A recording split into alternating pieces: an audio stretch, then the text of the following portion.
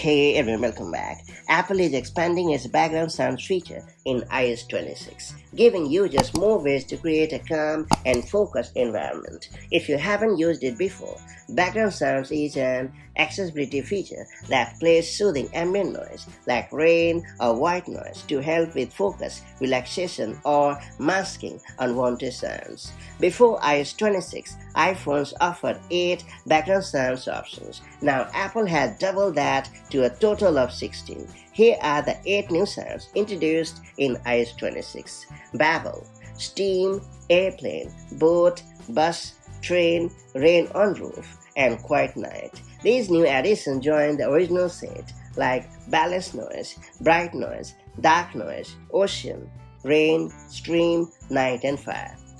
To enable background sounds on your iPhone, just head over to the Settings app, and then you have to select the Accessibility option. Then you have to scroll down and select the Audio and Visual option.